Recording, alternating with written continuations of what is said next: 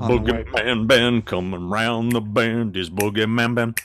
Is Boogeyman band. Greetings, my fellow Fright Fiends, and thanks so much for dropping by the Horror Zone channel. I hope everyone's doing well. This is going to be my last countdown to Halloween Ends video.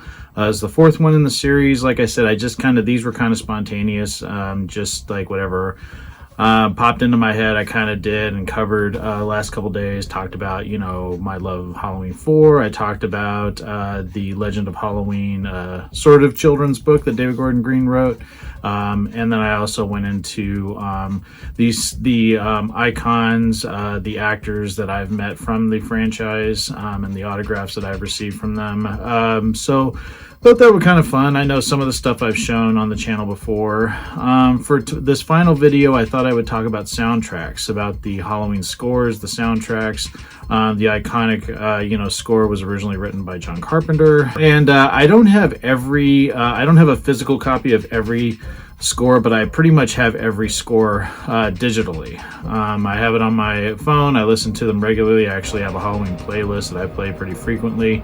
I'm a big fan of the new scores that have been done for Halloween 2018 and Halloween Kills. I've heard a few excerpts from Halloween Ends. Procession was one of them. I really like the work that John Carpenter, Cody Carpenter, and Daniel Davies have done. It's pretty crazy that it's such a simplistic score, but it's been, evolved over the years based on who the composer was for each of the various installments. John Carpenter, collaborated with Alan Howarth on several of the scores, that being Halloween 2 and Halloween 3. Alan Howarth did Halloween 4, 5, and The Curse of Michael Myers. And then you had John Ottman come in and do Age 20. You had Danny Lux do Resurrection.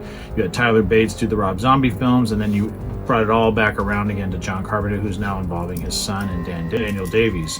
I love all of the scores. I thought I'd showcase a few of them that I still have on CD. Now, I got these when the movies came out. This is Danny Lux's score for Halloween Resurrection. I actually really love his version of the Halloween theme. I think it's really good. I really love. There's a darker element to it. I just really love the way this one sounds. Huge fan of this score. I know a lot of people shit on this movie, but like I've said in multiple videos, I love all of the Halloween films, good, bad. I still enjoy all of them. Some of them have elements I'm not crazy about, but I still have a good time with Resurrection, and I really like this score. I bought it right when the movie came out. I bought this at Tower Records. And I remember I was working for a company called Tickets.com, and we had a friend of mine named Phil Jefferson, and I was working with one of my coworkers and I, my friend Laurel, who's passed on. Unfortunately, she passed on years ago, but we were working late, and Phil was running the night desk. It was sort of like a night desk for, the night bell would ring, and if there was an issue with someone's equipment at a specific venue or something like that, their ticketing equipment or whatever, they would call into the help desk. So I called into the help desk line, and I kept playing the Halloween theme, and it completely freaked Phil out. We did it a couple times, and I remember him getting so freaked out about it. I haven't thought about that in years. Poor Phil. He was always a good sport. Awesome guy, and we had a blast teasing him with this soundtrack, because I had a boombox, like an old stereo at my desk, and I would just play the CD. I would call the phone and just put the receiver up to the stereo speaker. And it just really freaked him out, because it was late at night. I think it was I'm gonna say it was probably 8-9 o'clock at night. We were working late that night. But yeah, a lot of fun. Good times, great memories. The other CD that I have is from the 2007 Rob Zombie film. And of course, this not only has Tyler Bates' score, but also has songs like Don't Fear the Reaper, Love Hurts, Tom Sawyer. Of course, Rob there was a lot of 70s influence in the soundtrack, as well as some of the looks of the characters at the first act one of this film.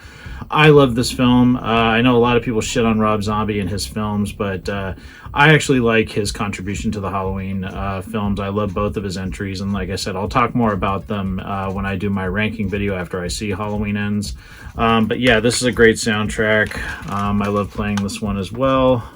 I used to have this one in my truck all the time, and I would play it there. But when I started becoming a big collector, I sort of started just keeping these as nice as possible because, you know, CDs get scratched really easy. I've never been a big fan of CDs. I've always been a bigger fan of cassettes. I was a big fan of cassettes growing up. In fact, it took me a long time to get a CD player in my old truck. I know tapes got warped after a while, but for some reason I just grew up on cassettes and that's what I knew, and they were convenient, and I used to pack my bag full of them when I would commute to school, to college, and have my Walkman with me. I had a Walkman forever. I didn't get a CD player in my truck until 2002.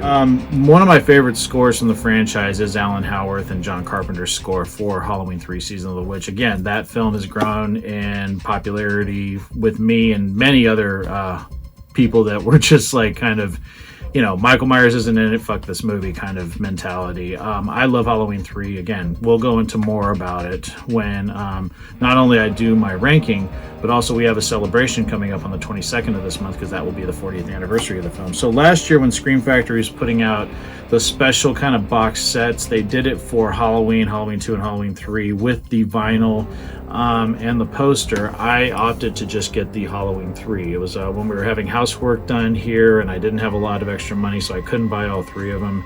But I ended up going with the Halloween 3 one. I love that. You got little Buddy on the front, clutching the mask. The infamous scene in the film. It's a painful scene to watch, but love this this packaging that they did. I showcased this when I got it back in October of last year. And of course, not only do you have the Blu-ray or the Blu-ray and the 4K, but you also have this vinyl release, which just has two pieces from the score. It has Cherry to the Pumpkins and Season of the Witch. You can see it right there. But the vinyl itself is actually really cool. And I'll showcase that right there. And I'll be careful to take it out. There we go. Look at that. That's fucking brilliant right there. I don't play it that much. I really try to keep this nice. I do have the full score digitally.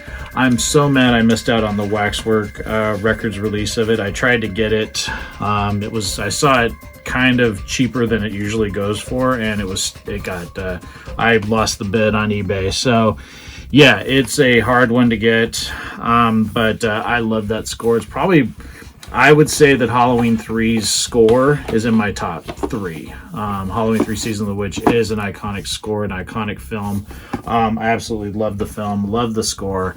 The score just really gets me into the Halloween spirit just as much as the original John Carpenter score does. So yeah, I absolutely love that one. And like I said, it's in my top 3 easily.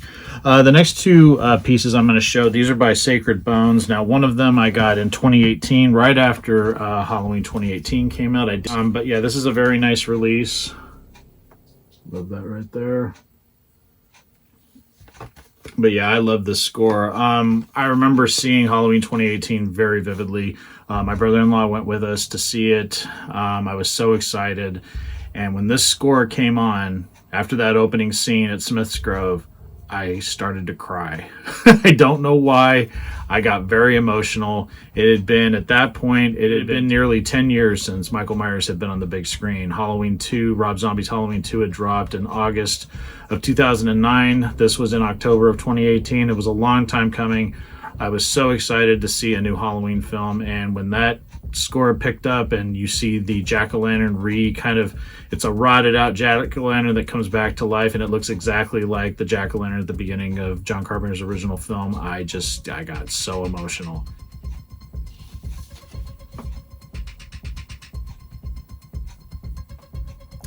And this next vinyl release is one that I never showed. I actually got a gift card from my manager last year, but he gave us all gift cards for Amazon, and I went out and got the Sacred Bones release of Halloween Kills. Now, this has actually become one of my favorite scores. I actually prefer this one over the 2018 score. Again, got very emotional when I watched this film. Yeah, this score is one that I listen to all the time. In fact, I would put this again, like Halloween 3 and the original Halloween would be in my top 3. They are my favorite scores of the franchise. This is a very nice release. It is still available on Amazon. To get the glare from the light there. And then that awesome shot there at the Myers house at the end of the film. Yeah, this is a great release. This is here. So yeah, fantastic release. Definitely recommend it if you don't have it. The Sacred Bones release is awesome. I will pick up the vinyl release of Halloween Ends as well. And yeah, I'm really excited to see this new film. And all of this stuff means so much to me. Whether I like everything about the film, that's neither here nor there. You know, I'm appreciative for all the hard work that's gone into making these films, whether I like the story elements or not. It's not easy to make these films, and us Halloween fans are waiting a long time for new films in this series, and I feel like we have just become a culture of tearing things down. Things that we say that we love, the first thing we do when something comes out, we rip it apart. And I will never do that. Always going to be 100% honest. And like I said, don't want to go off on a tangent, but I'm really excited for this film. I hope everyone will support it. Go out to the theater and see it. Watch it on Peacock. Support this hard work that's gone into these 3 films. And hopefully people will like it. I'm sure it's going to be divisive. All of these films are, I think, with the exception of... I think, you know, it's funny. I think when I think back to all of the films, and I've been watching these films in the theater for over 30 years. You know? So I've seen 10 of these films in the theater, which is crazy to think about. And this franchise is really important to me. And I'm really just looking forward to seeing how this is all going to play out. And I'm really curious about where the franchise is going to go after this, because I don't think this is the end of it. That's just my own personal opinion. I think it will be rebooted in some capacity. I don't know if Michael Myers will be involved. Like I said, I keep hoping that maybe they will do a sequel to Halloween 3. I think that film has really gotten more popular, especially in the last 10 years. And I would like to see a continuation of that story that was established back in 1982. So that's it, my fellow fiends. Thank you so much for supporting these 4 videos. Just sort of a little countdown series, something light and fun and quick, leading up to the final confrontation between Laurie Strode and Michael Myers. Halloween Ends, and my review will be dropping Friday. Thank you so much, everyone, for watching. I hope everyone's doing well. Take it easy. Stay scared as always. And remember, you can't kill the boogeyman. peace.